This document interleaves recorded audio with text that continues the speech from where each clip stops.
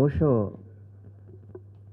కొన్ని డిస్కషన్స్లో చెప్తూ ఉంటారు, ఈ ప్రపంచం తూర్పు పడమరగా విభజించబడితే తూర్పున ఉన్న వాళ్ళంతా ఆత్మజ్ఞానం మీద బాగా ఏకాగ్రత వహించి శరీరాన్ని లేకపోతే బౌద్ధికమైన ఆనందాలని, సంపదని, వాటిని పెద్దగా లెక్క చేయలేదు. అలాగే పడమర ఉన్నవారంతా శరీరాన్ని, బౌద్ధికమైన సంతోషాలని, సంపదని, విజ్ఞానాన్ని, వీటిని ఎక్కువగా గొప్పగా చూసి ఆత్మజ్ఞానాన్ని సరిగ్గా వాళ్ళు చూడలేదు, విస్మరించారు. అందువల్ల ఒక చోటేమో యజమాని గొప్పగా ఉన్నాడు కానీ ఇల్లు బాగలేదు, ఇంకో చోట ఇల్లు చాలా గొప్పగా ఉంది కానీ యజమాని బాగలేదు. ఏది జరిగినా కూడా ఇల్లు పాడైపోద్ది, ఆ యజమాని పాడైపోతాడు. ఈ రెండిటిని కలగలిపిన ఒక మనిషి, ఒక విశ్వమానవుడు, బుద్ధ ద జోర్బన్, అలాంటి వాడిని క్రియేట్ చేస్తేనే ఈ ప్రపంచం శాంతితో, సుఖ సంతోషాలతో వర్ధిల్లుతుంది అని ఆయన చెప్పడం జరిగింది. అలా జరగాలంటే శరీరాన్ని, ఆత్మని కూడా కలపగలగాలి. ఆ శరీరం, ఆత్మ యొక్క కలయికనే మన పూర్వీకులు యోగా అని చెప్పి దానికి ఒక శాస్త్రాన్ని, కొన్ని సూత్రాల్ని పెట్టి ప్రపంచానికి లోక కళ్యాణం కోసం అందించారు.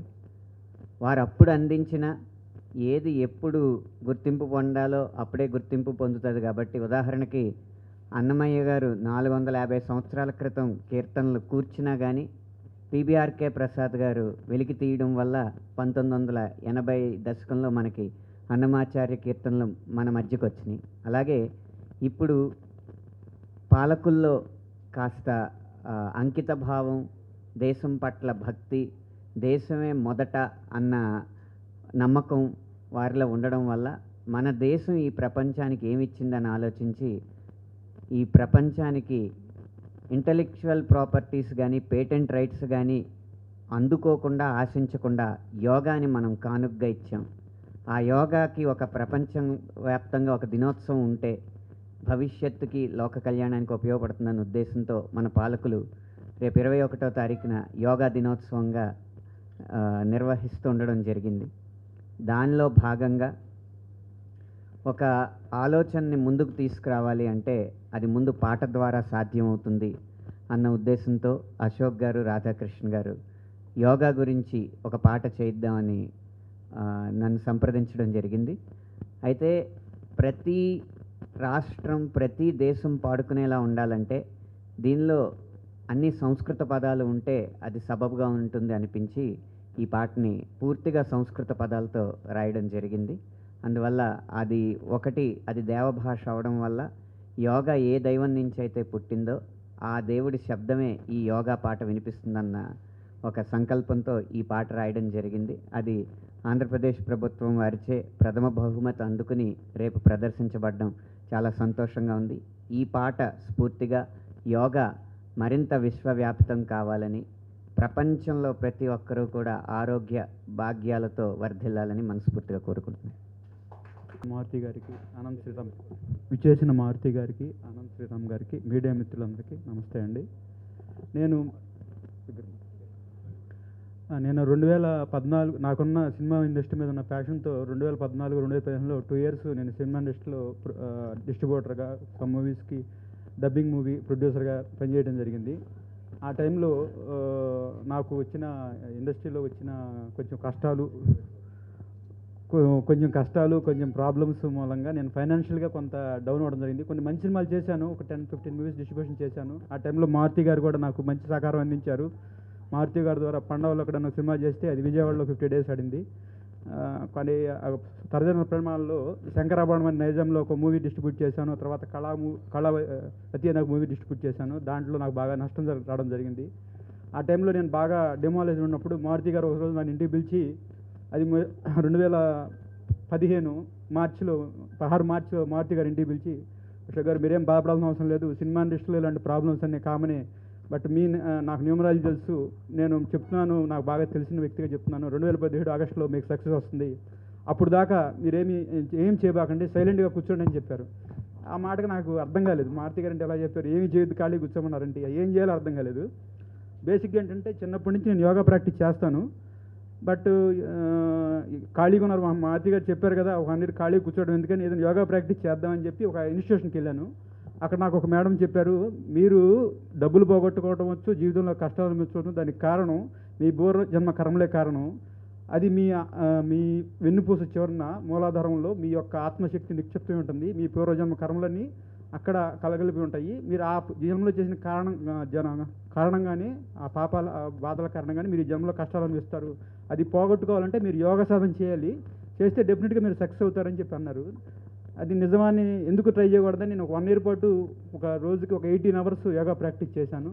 ఆ చేసే క్రమంలో భాగంగా అంటే యోగా అంటే ఎలా చెప్తారంటే, ఫస్ట్ మనకు కొంచెం శక్తి సిద్ధించాలంటే కొన్ని మంచి పవర్ఫుల్ ప్లేసెస్కి వెళ్ళాలంటారు. అలా నేను 12 జ్యోతిర్లింగాలు, 17 శక్తిపీఠాలు ఇండియా మొత్తం తిరిగాను. తిరిగి సాధన కూర్చున్నప్పుడు నాకు ఆజ్ఞా చక్రం యాక్టివేట్ అయింది. తర్వాత నేను వ్యాపారాలు చేశాను, సెలూన్ పెట్టాను. విజయవాడలో పూజా యాక్డే చేతుల మీద ఓపెన్ జరిగింది. అది మంచి సక్సెస్ అయింది. అట్లాగే నాకు ఇప్పుడు అనుకోకుండా మోడీ గారు వచ్చినాక యోగాకి లాస్ట్ 11th ఇయర్ ఇది యోగా డే ప్రకటించి గిన్నీస్ బుక్ వరల్డ్ రికార్డ్ చేయాలని మోడీ గారు కోరారు. ఆ సందర్భంగా ఏంటంటే ఇప్పుడు ఆంధ్రప్రదేశ్లో వైజాగ్లో 5 lakh మెంబర్స్తో వైజాగ్ ఆర్కే బీచ్లో చేస్తున్నారు. అట్లాగే 2 కోట్ల మందితో ఆంధ్రప్రదేశ్ మొత్తం చేస్తున్నారు.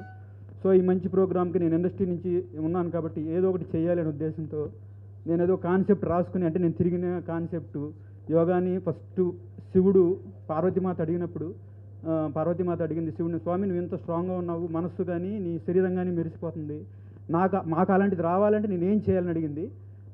శివుడు 108 రకాల యోగ పద్ధతుల్ని చెప్పడం జరిగింది. అది ఆమె నుంచి పార్వతీమాత నుంచి ఋషులకి సామాన్య ప్రజలకి వచ్చింది.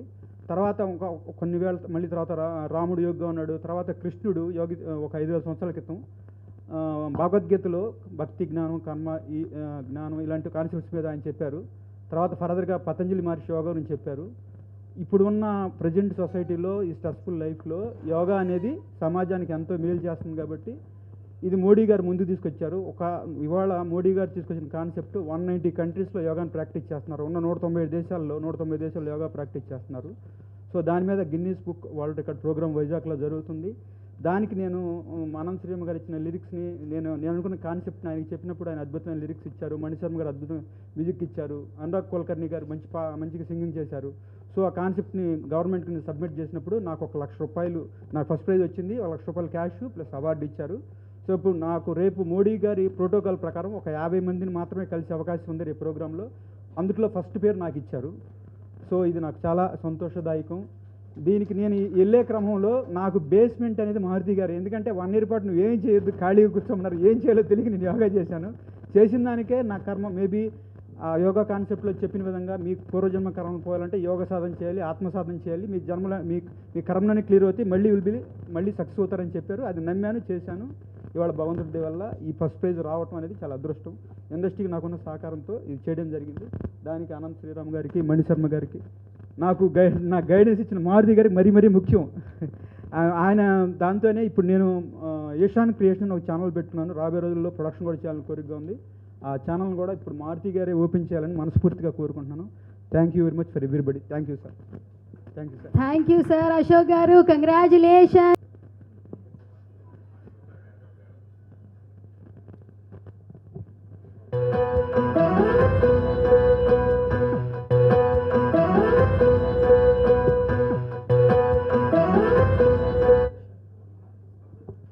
Super. Ishan creations, all the very best Ashok.